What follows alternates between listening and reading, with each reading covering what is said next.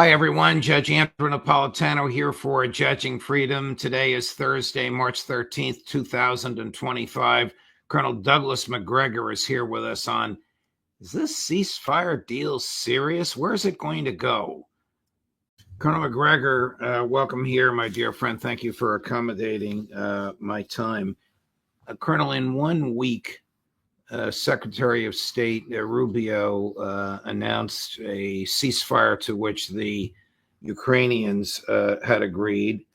President Trump announced the resumption of President Biden's military support by providing military gear to Ukraine and American intel. And the Ukrainians dispatched hundreds of drones to attack a residential neighborhood in Moscow. What's going on? I think the first thing is it's unfortunate that we continue to discuss our negotiations and interactions with the Russians in public. I don't see any point to it. And I think as a result, we're going to be embarrassed somewhat by this latest ceasefire offer. If there is anything the Russians have made clear repeatedly, it's that a ceasefire in and of itself is not acceptable.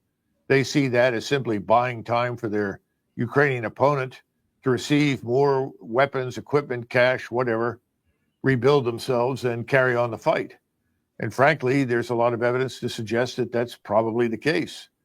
So I don't know why we start with this ceasefire business. We say we want to save lives, but that's not the answer. The second thing, of course, is ending the aid. People say, well, it really doesn't matter. It'll take so long for the additional aid to reach Ukraine. What difference does it make? It makes a lot of difference if you're a Russian.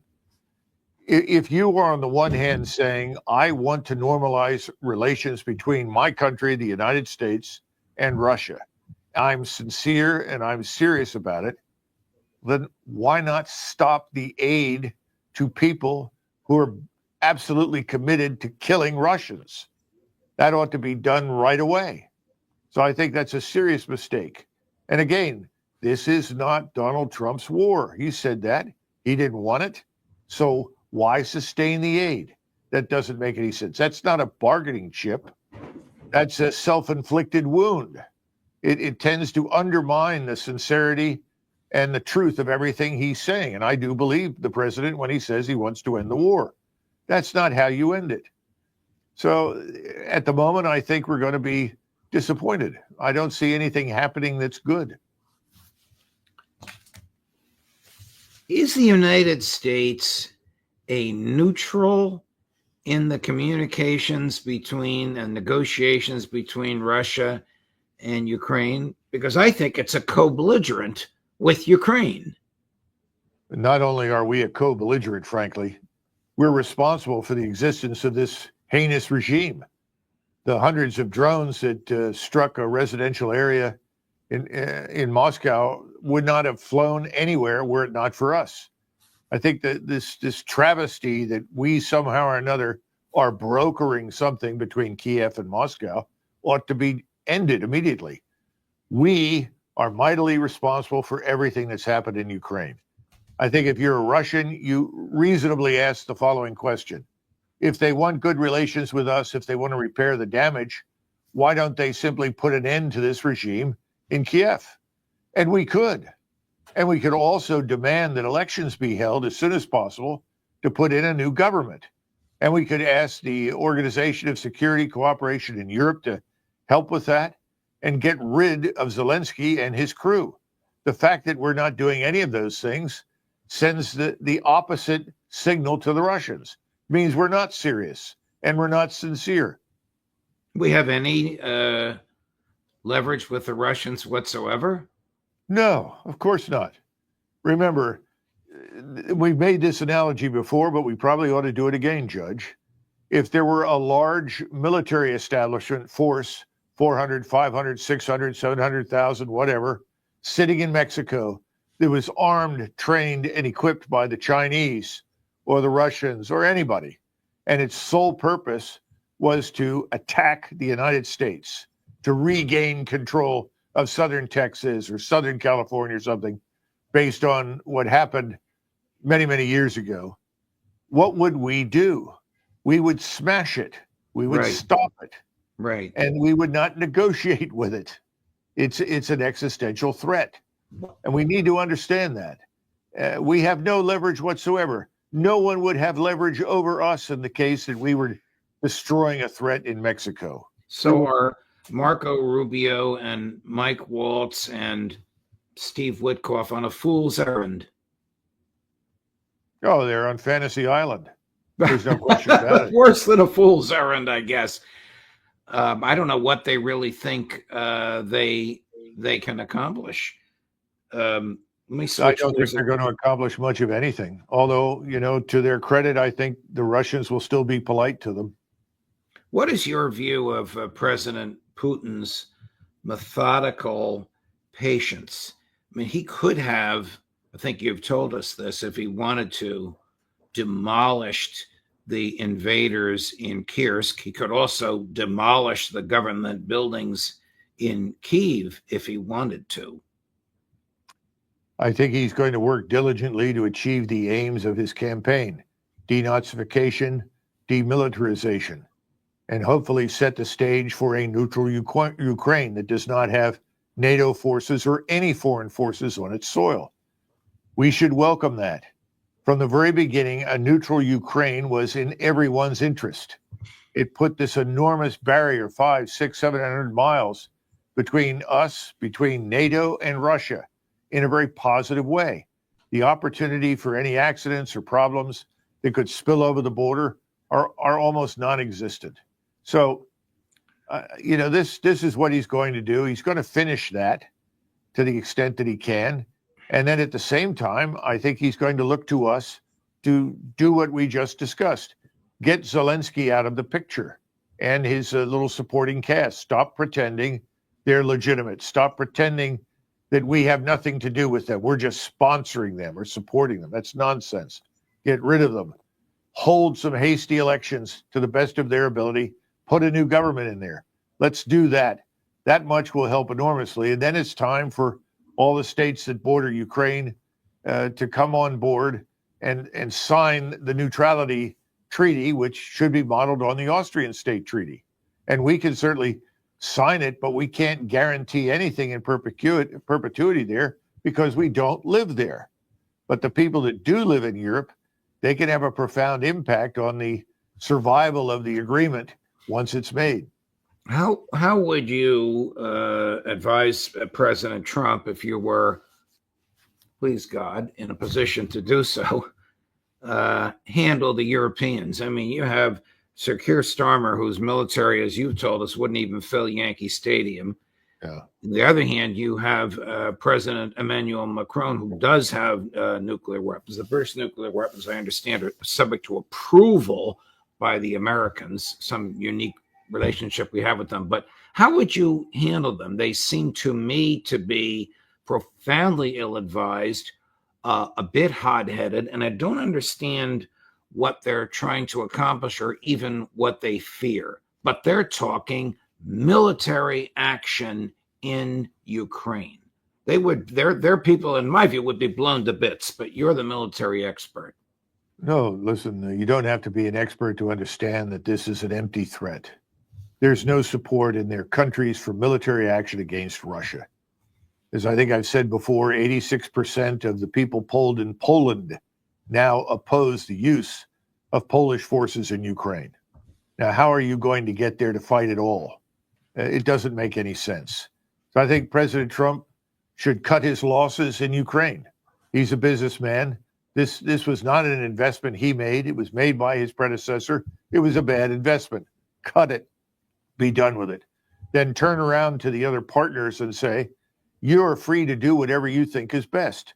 That you have your sovereignty is yours. In other words, there's nothing in the North Atlantic Treaty Organization that prohibits you from doing something stupid if that's what you want to do. But I'm telling you, as President of the United States, if you go in there with the objective of fighting the Russians, you're on your own. We don't want anything to do with it. We want good relations with Russia. You should too.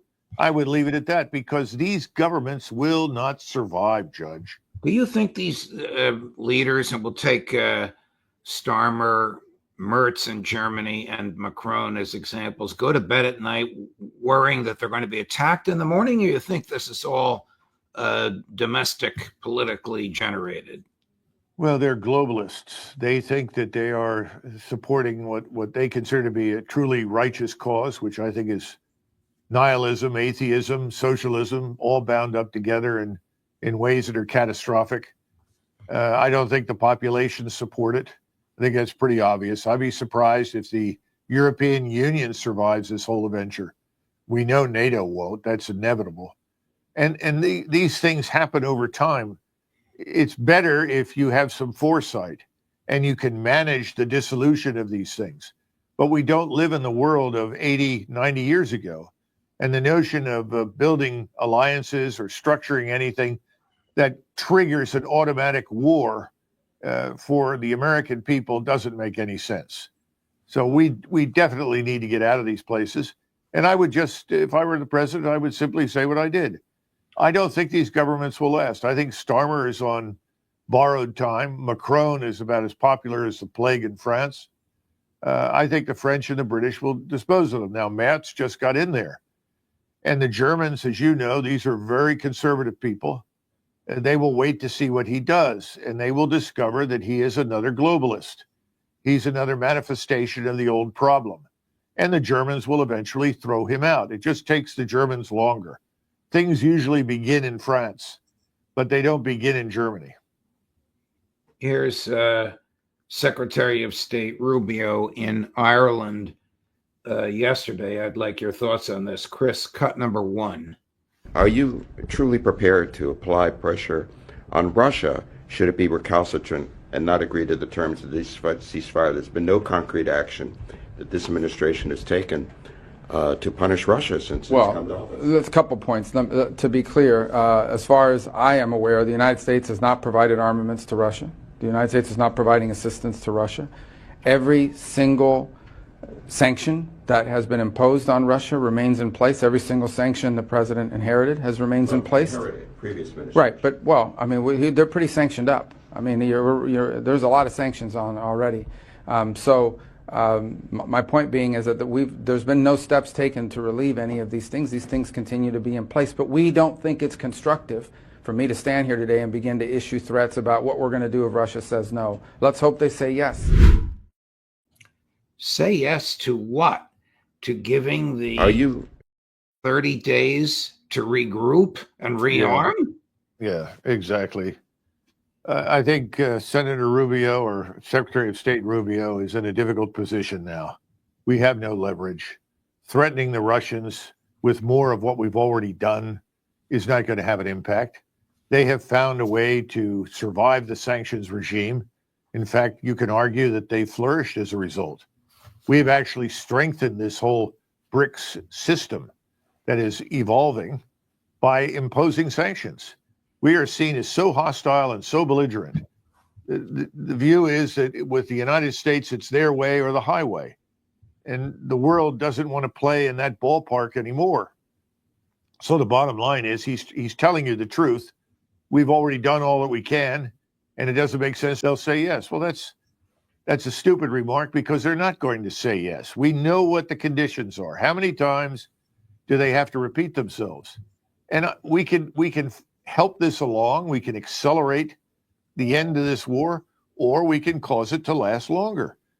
And it looks like we've decided to postpone any fundamental change and let it continue. We talked a few minutes ago about the Europeans in my interview with Foreign Minister Lavrov on Monday. He said a number of fascinating things. A 2-hour interview. I think he did 95% of the talking. That's just the way he is. I'm deeply grateful for having been there. But here's an interesting comment he made, Colonel, about his belief, and I assume President Putin's belief, that the Europeans actually want more war. Chris, cut number 10. Prime Minister of Denmark. She said that these days Ukraine is weak. Ukraine cannot be fairly treated now. Therefore, for Ukraine, today, peace is worse than war. She said this. Дескать, let's pump Ukraine with weapons again, and when we have shaken Russian position, then let's see whether we can talk. And the chief of German intelligence a couple of days ago said that it would be bad for Ukraine and for Europe if the war ends before 2029, and 2030 even better. Yes, they say these things. And when President Trump was interrogating President Zelensky in the Oval Office, asking him many times, "You don't want to negotiate." Zelensky was trying to avoid an answer. Were you startled to hear those comments from the Prime Minister of Denmark? Peace is worse than war. From the head of German intelligence, it would be good if the war lasted to 2029, 2030. The guffaws in the background were mine. I was startled to hear that. I was seated just across the table from him at the time. Well, these people are lunatics. Let's not even discuss lunacy at this point. Let's just say Prime Minister Salisbury of Great Britain, one of Britain's best prime ministers, frankly, once observed that the biggest mistake in politics is to cling to the carcass of dead policies. The Ukraine policy, the policy of arming Ukraine to the teeth and hurling it at Russia, is dead. It was a mistake. It should never have happened. These people are clinging to it. If they insist on doing so, their voting electorates will turn them out. There's no question about it. Now, secondly, when you listen to the Prime Minister of Denmark, I've listened to, I think, the lady leading Estonia, another Prime Minister in Finland, or President. These people have lost all sense of proportionality. They don't know what war is. All of these people do not understand war. They haven't looked carefully at what's gone on in Ukraine. This is the kind of war that can be brought to them if they insist on persisting in this hostility to Russia at a point in time where Russia is not interested in hostility to them. I mean, this is the real tragedy here. We're not dealing with a Stalinist Russia that is bent on territorial conquest and expansion. There is no Comintern. That's ridiculous nonsense. If anybody has something like the Comintern, it's USAID and the National Endowment for Democracy. Those things are gone. They've got to wake up and come to terms with reality. And as long as we seem to be allied with them and underwrite them, they will behave stupidly. It's the same problem with Zelensky. That's why President Trump needs to say to them, if this is what you want, you are on your own. You will get nothing from us. And this notion that we have some holy obligation to do anything the European leadership wants us to do is ridiculous. It's nonsense. We came there after World War II, and we stayed because of the threat that was represented by the Soviet Union. It's all gone. There's no reason for us to be there now. That's not contemporary Russia. They need to wake up and get on with things. Switching to the Middle East, Colonel, the Israelis have stopped all food, water, medicine, and electricity into Gaza. President Trump has dispatched Steve Witkoff, the same Witkoff that we mentioned a few minutes ago, because he's also going to Moscow to negotiate directly with Hamas over the severe but not publicly revealed objections of Prime Minister Netanyahu and the right-wing cabal around him. Not too long ago, you warned about the likelihood of a regional war in the Middle East. Do you still have that view, Colonel? Oh, absolutely. And by the way, just to backtrack a little bit, If we do not act in a more sober and realistic manner towards Moscow, the war in Ukraine could also unravel in Eastern Europe. So I think it's very important that we act swiftly to put an end to the fantasy island trip that these people in Great Britain or Denmark or France are on. That should end as soon as possible.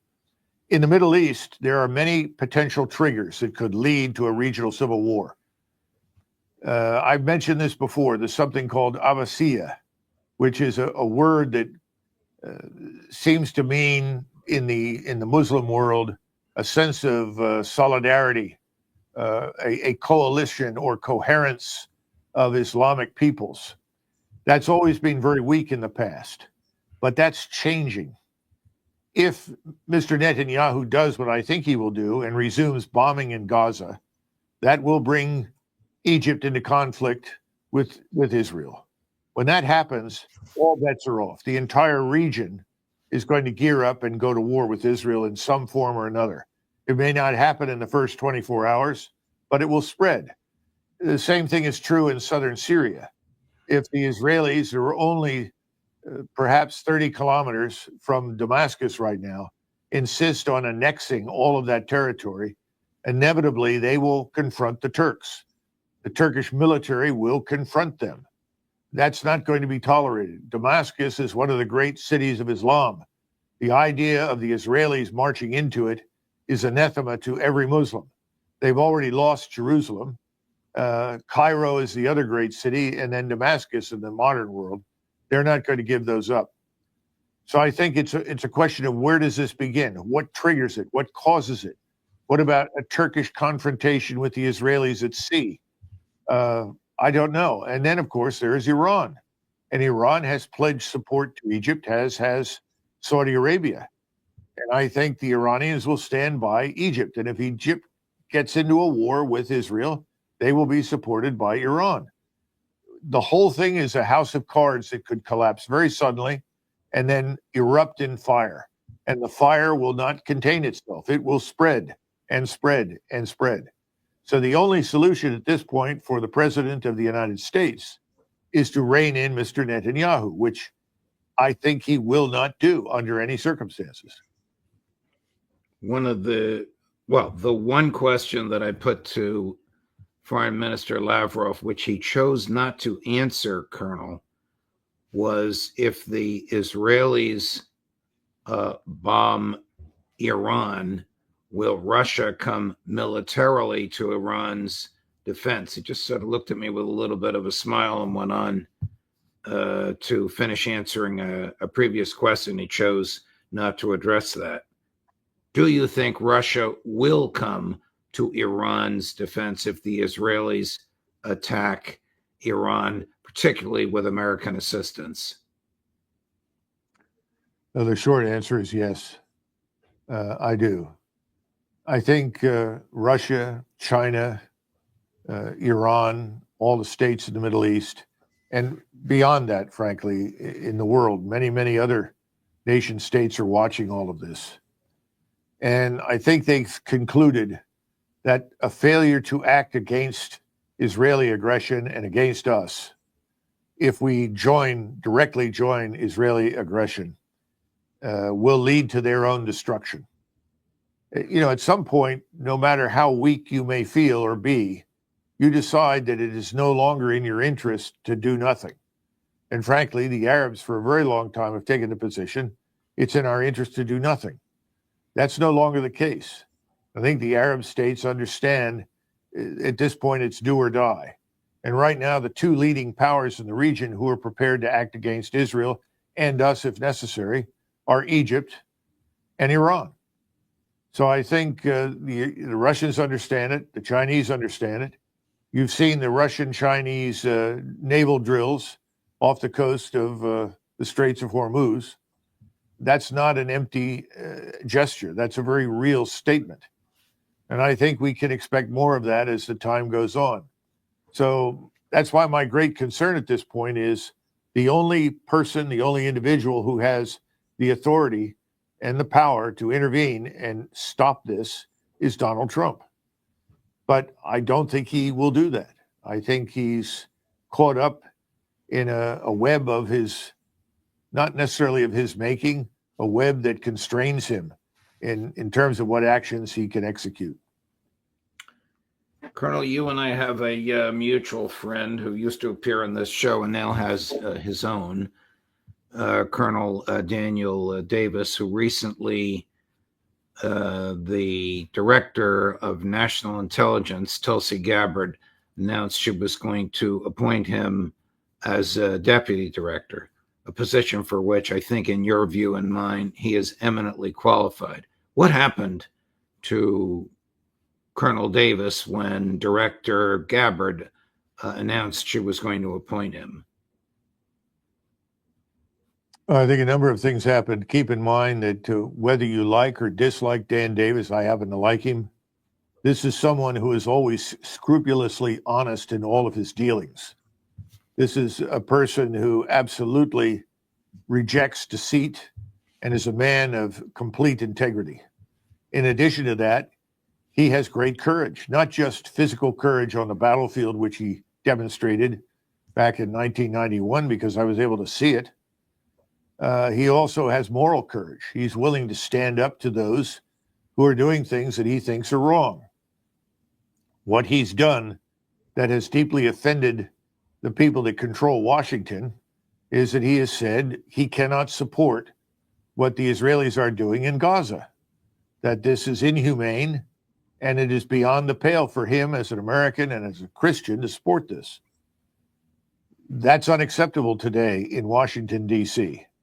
Everyone in Washington, D.C., with very few exceptions, has decided for personal reasons that they are going to support whatever Mr. Netanyahu's government wants to do, regardless of how many deaths that means among the populations of Gaza, or for that matter, the West Bank, or ultimately anywhere else in the region. Unconditional support for whatever he wants to do. That's something that Dan can't publicly do. And he's honest about it. And I think that's done him in. And it's unfortunate that we've reached a point now where that's the attitude. It's not a healthy one for the United States. It's very sad.